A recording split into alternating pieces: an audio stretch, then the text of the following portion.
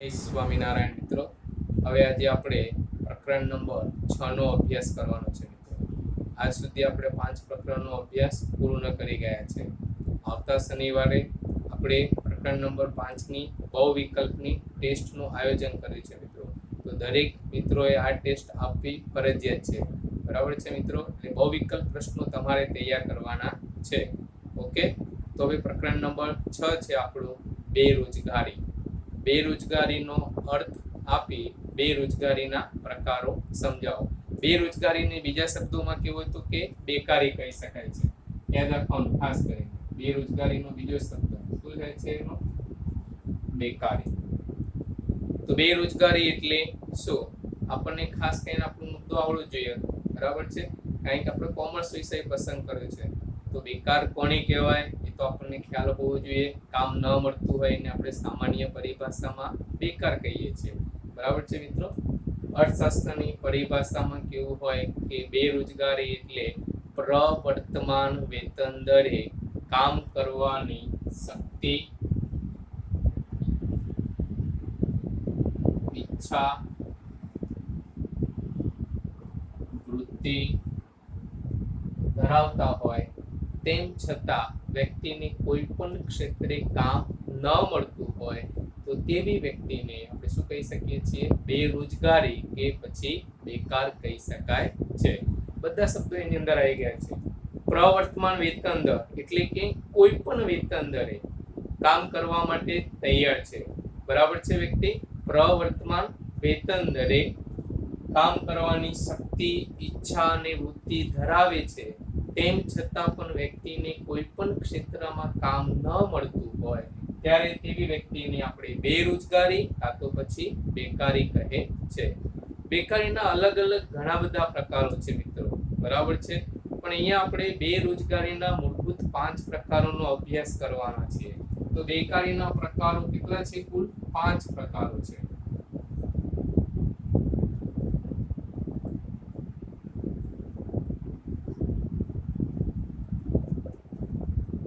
Professor રાજકૃષ્ણએ ખાસ યાદ રાખવાનું,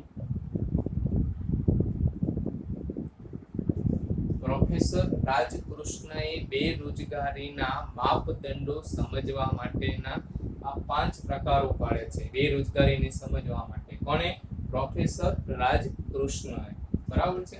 કયા 5 પ્રકારો છે? પહેલો પ્રકાર છે કે સંપૂર્ણ બેરોજગારી.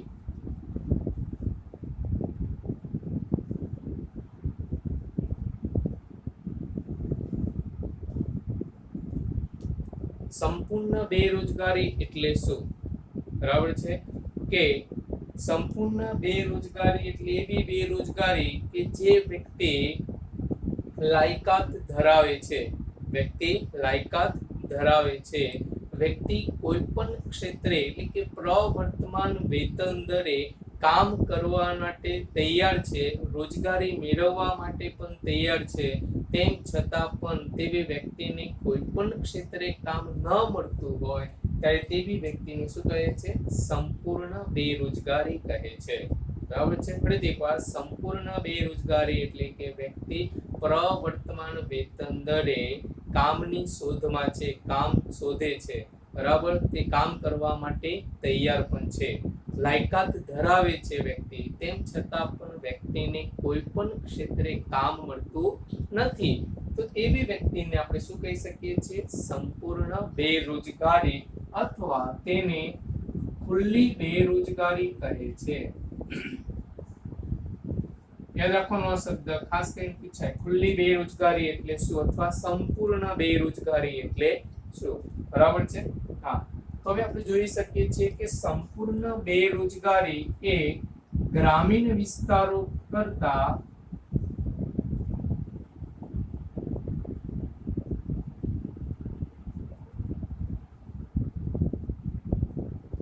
શહેરી વિસ્તારોમાં વધુ જોવા મળે છે. બરાબર? ખાસ યાદ રાખવાનું. આ પૂછાય ઓબ્જેક્ટિવ કે સંપૂર્ણ બેરોજગારી ગ્રામીણ વિસ્તારો કરતા શહેરી વિસ્તારોમાં વધુ પ્રમાણમાં જોવા મળે છે.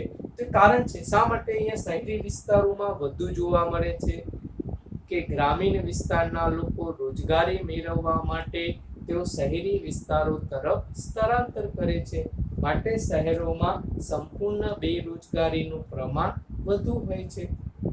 સામાન્ય રીતે આપણે જોઈએ છીએ કે સંપૂર્ણ બેરોજગારીમાં ખાસ અહીંયા લખવાનું 15 વર્ષથી 25 વર્ષના યુવાનો આ વય જૂથમાં એટલે કે સંપૂર્ણ બેરોજગારીના પ્રમાણ ધરાવે છે. બરાબર છે. કોઈ વખત ઓબ્જેક્ટિવ તરીકે પ્રશ્ન પૂછાય કે સંપૂર્ણ બેરોજગારીમાં કયા વય જૂથનો સમાવેશ થાય છે, તો કોનો સમાવેશ થાય છે? 15 થી 25 વર્ષની ઉંમરના વ્યક્તિઓનો અથવા વય જૂથનો સમાવેશ સંપૂર્ણ બેરોજગારીમાં થાય છે. ઓકે મિત્રો, ક્લિયર હતો? આ સંપૂર્ણ બેરોજગારીની માહિતી હતી. ત્યાર પછી આપણે બીજો પ્રકાર સમજીએ, અર્ધ બેરોજગારી.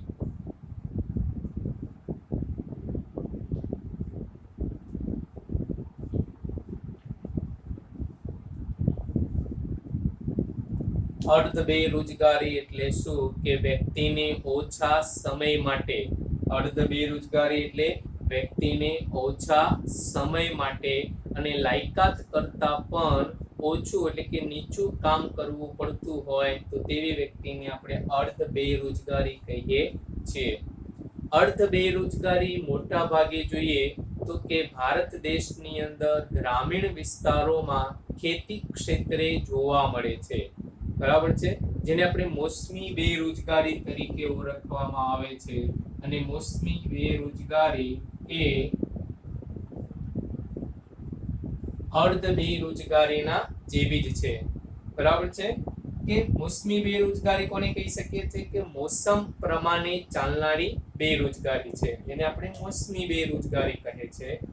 હવે ખેતી ક્ષેત્રે જ્યારે લણણીના સમયે કે વાવણીના સમયે શ્રમિકોને રોજગારી મળી રહે છે.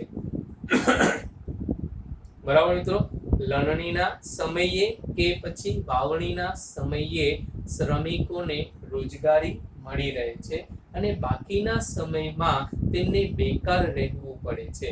તો તે બેકારી આપણે શું કહી શકીએ છીએ? મોસમી બેરોજગારી તરીકે આપણે એને ઓળખી શકાય છે. તો ફરક માત્ર એટલો છે કે અર્ધ બેરોજગારીમાં કે શિક્ષિત એટલે કે વ્યક્તિઓ છે તે શિક્ષિત વ્યક્તિઓને પોતાના ક્ષેત્રમાં એટલે કે પોતાની લાયકાત મુજબનું નહીં પરંતુ તેનાથી ઉતરતી કક્ષાનું કામ સ્વીકારવું પડતું હોય તો તેવી બેરોજગારીને અર્ધ બેરોજગારી કહે છે.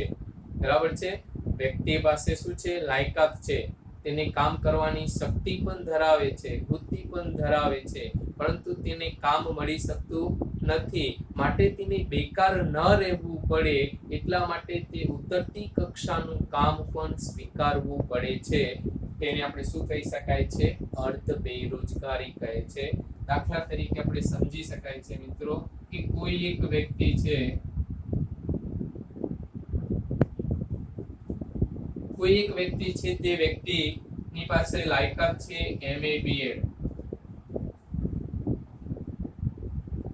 કોઈ એક વ્યક્તિ છે તેના પાસે કઈ લાયકાત ધરાવે છે? MA BEd. એનો મતલબ કે તે શિક્ષક તરીકેની લાયકાત ધરાવે છે, તેમ છતાં પણ તે પટાવાળાનું કામ સ્વીકારે છે. તો એને આપણે શું કહી શકાય છે? અર્ધ બેરોજગારી કહી શકાય છે કે પોતાની લાયકાત અનુરૂપ નહીં પરંતુ તેનાથી ઉતરતી કક્ષાનું કામ મળે તો તેવી વ્યક્તિને આપણે શું કહી શકાય છે? અર્ધ બેરોજગારી કહે છે. ઓકે મિત્રો, ક્લિયર? ત્યાર પછી ત્રીજો પોઈન્ટ છે પ્રચ્છન્ન બેરોજગારી.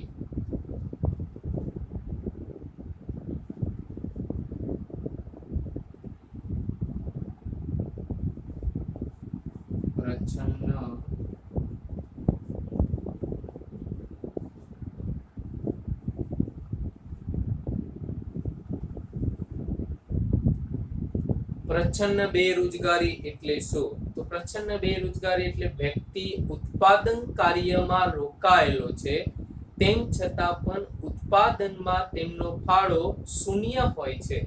વ્યક્તિ ઉત્પાદન કાર્યમાં રોકાયેલો છે, તેમ છતાં પણ ઉત્પાદનમાં તેમનો ફાળો કેવો છે? શૂન્ય છે. આવી વ્યક્તિને જ્યારે છૂટા કરવામાં આવે છે તેમ છતાં ઉત્પાદનમાં કોઈ ખાસ ઘટાડો જોવા મળતો ન હોય ત્યારે તેવી વ્યક્તિને આપણે શું કહી શકીએ છીએ? પ્રચ્છન્ન બેરોજગારી કહે છે. એક સરળતાથી આપણે ઉદાહરણ લઈએ તો આપણે આ અર્થ સમજી શકીએ છીએ મિત્રો. પ્રચ્છન્ન બેરોજગારી કે દાખલા તરીકે એક વર્ષ દરમિયાન એક જમીનની અંદર 10 શ્રમિકો દ્વારા 200 ટન ઘઉંનું ઉત્પાદન કરવામાં આવે છે. કેટલા શ્રમિકો છે? 10 શ્રમિકો દ્વારા વર્ષ દરમિયાન 200 ટન ઘઉંનું ઉત્પાદન કરવામાં આવે છે. હવે ધારો કે બીજા વર્ષે 8 શ્રમિકો રોકવામાં આવે છે તો પણ તે વર્ષ દરમિયાન 200 ટન ઘઉંનું ઉત્પાદન કરે છે. એનો મતલબ શું થયો કે આ બે શ્રમિકો છે કે જેમને અહીંયા છૂટા કરવામાં આવેલા છે તેમ છતાં પણ ઉત્પાદનમાં કોઈ ખાસ ઘટાડો જોવા મળતો નથી. તો આ છૂટા થયેલા શ્રમિકોને આપણે શું કહી શકીએ છીએ? પ્રચ્છન્ન બેરોજગારી કહેવામાં આવે છે. વ્યક્તિ ઉત્પાદન કાર્યમાં રોકાયેલો છે તેમ છતાં ઉત્પાદનમાં તેમનો ફાળો શૂન્ય હોય તો તેને આપણે શું કહી શકીએ છીએ? પ્રચ્છન્ન બેરોજગારી કહે છે. આ પણ યાદ રાખવાનું. કઈ બેરોજગારીમાં એટલે કે ઉત્પાદન શૂન્ય જોવા મળે છે તો કઈ બેરોજગારીમાં? પ્રચ્છન્ન બેરોજગારીમાં શ્રમિકનું ઉત્પાદન કેવું હોય છે? શૂન્ય હોય છે. ઠીક છે મિત્રો, ક્લિયર? ઓકે. ત્યાર પછી આપણે જોઈએ કે ચોથો પ્રકાર ચક્રીય બેરોજગારી.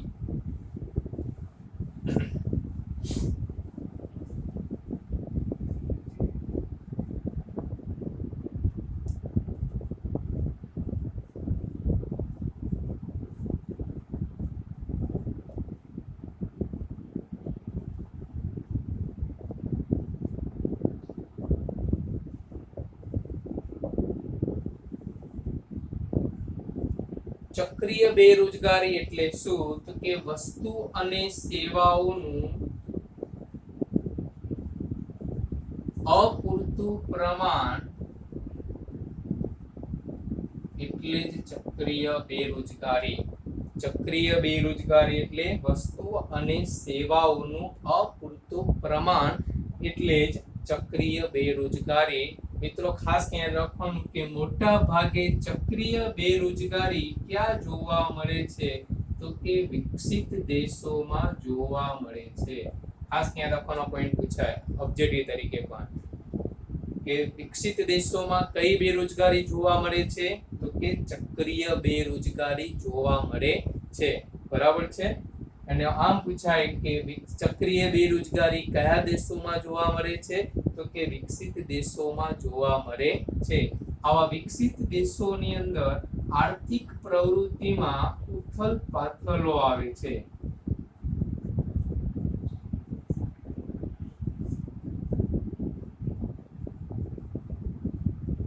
આર્થિક પ્રવૃત્તિમાં શું આવે છે? ઉથલ-પાથલ આવે છે, જેને આપણે વેપાર ચક્ર કહે છે. ખાસ યાદ રાખવાનું, વેપાર ચક્ર એટલે શું? વિકસિત દેશોની આર્થિક પ્રવૃત્તિમાં ઉથલ-પાથલ આવે છે, જેને શું કહે છે? વેપાર ચક્ર કહે છે. આ વેપાર ચક્ર મુખ્યત્વે બે બાબતોનો સમાવેશ થાય છે. એક તેજી અને બીજું છે મંદી. એ શબ્દો તમને ખાસ કરીને યાદ આવડેવા છે મિત્રો. તેજી દરમિયાન આપણે ખબર છે મિત્રો કે તેજી દરમિયાન હંમેશા ચીજ વસ્તુ અને સેવાના ભાવમાં શું થાય છે? વધારો થતો જોવા મળે છે. જ્યારે મંદીના સમયગાળા દરમિયાન ચીજ વસ્તુ અને સેવાના ભાવોમાં ઘટાડો થતો જોવા મળે છે. સૌથી છેલ્લો પોઈન્ટ મહત્વનો છે કે ચક્રીય બેરોજગારીનો સમયગાળો કેવો હોય છે? તો કે ટૂંકા ગાળા માટેનો હોય છે. ખાસ યાદ રાખવાનું, ચક્રીય બેરોજગારીનો સમયગાળો કેવો છે? ટૂંકા સમયગાળા માટેની આ સમસ્યા છે. ઓકે મિત્રો, ક્લિયર? ઘણા બધા ઓબ્જેક્ટિવ પ્રશ્નો છે, આ ખાસ કરીને યાદ રાખવાના છે આની અંદર તમારે. ત્યાર પછી આપણો પાંચમો પ્રકાર છે છેલ્લો, ઘર્ષણજન્ય બેરોજગારી.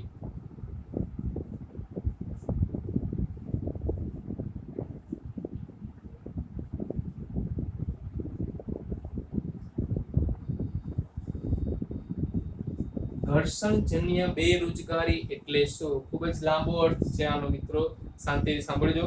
ઘર્ષણજન્ય બેરોજગારી એટલે કે આધુનિક યુગમાં ટેકનિકલ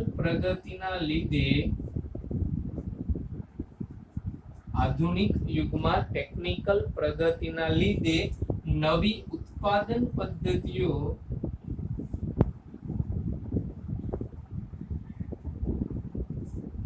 અમલમાં આવે છે. બરાબર, પેલો પોઈન્ટ આ થયો. ટેકનિકલ પ્રગતિના લીધે એટલે કે આધુનિક યુગમાં નવી ઉત્પાદન પદ્ધતિઓ અમલમાં આવે છે. કેટલીક વસ્તુઓ બજારમાં પ્રવેશે છે.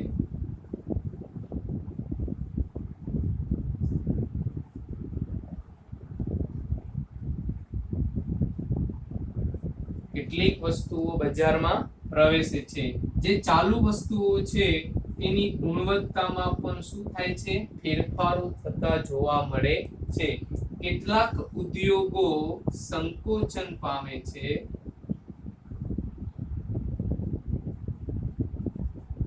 કેટલાક ઉદ્યોગો વિસ્તાર પામે છે.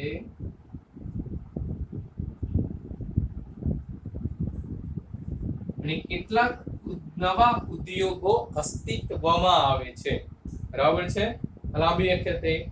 ત્યાર પછીનો પોઈન્ટ કે પરિણામે જે ઉદ્યોગો સંકોચન પામે છે તેમાંથી શ્રમિકોને શું કરવામાં આવે છે? અહીંયા છૂટા કરવામાં આવે છે. સંકોચન પામતા ઉદ્યોગોમાંથી શ્રમિકોને છૂટા કરવામાં આવે છે. અને છૂટા થયેલા કર્મચારીઓને તાત્કાલિક રોજગારી મળી શકતી નથી, તો તેવા શ્રમિકોને શું કહે છે? ઘર્ષણજન્ય બેરોજગારી કહે છે. થઈ ગયું મિત્રો? ફરી એકવાર, આધુનિક યુગમાં નવી ટેકનિકલ પ્રગતિના લીધે નવી ઉત્પાદન પદ્ધતિઓ અમલમાં આવે છે. કેટલીક વસ્તુઓ બજારમાં પ્રવેશે છે. ચાલુ વસ્તુઓની ગુણવત્તા બદલાય છે. કેટલાક ઉદ્યોગો સંકોચન પામે છે. કેટલાક ઉદ્યોગો વિસ્તાર પામે છે. કેટલાક નવા ઉદ્યોગો અસ્તિત્વમાં પણ પામે છે. આમ જે ઉદ્યોગો સંકોચન પામેલા છે તેવા ઉદ્યોગોમાંથી શ્રમિકોને છૂટા કરવામાં આવે છે. અને છૂટા થયેલા શ્રમિકોને તાત્કાલિક રોજગારી મળી શકતી નથી, તો તેવા શ્રમિકોને શું કહે છે? ઘર્ષણજન્ય બેરોજગારી કહે છે. થઈ ગયું? દાખલા તરીકે કયા ઘર્ષણજન્ય બેરોજગારી? તો આપણે દાખલા તરીકે કહી શકાય છે મિત્રો કે કોમ્પ્યુટરનું આગમન થયું તો સ્ટેનોગ્રાફરના લોકો શું બન્યા? બેકાર બન્યા. કોમ્પ્યુટરનું આગમન થયું તો જેને કારણે સ્ટેનોગ્રાફરના લોકો બેકાર બન્યા. આ એનું ઉદાહરણ છે ઘર્ષણજન્યનું. બીજું ઉદાહરણ કહી શકાય છે કે ઓટો રિક્ષા આવવાથી ઘોડાગાડી વાળા બેકાર બન્યા. બરાબર છે, એ આને લગતું ઉદાહરણ કીધું. ઘર્ષણજન્ય બેરોજગારી, આ બધી જ બાબતોનો સમાવેશ એમાં થાય છે. આમ બેરોજગારીના પ્રકારો મૂળભૂત 5 પડે છે. 5 પ્રશ્ન છે, 5 પોઈન્ટ તમારે સમજાવવાના હોય છે મિત્રો. Okay, clear? જય સ્વામિનારાયણ.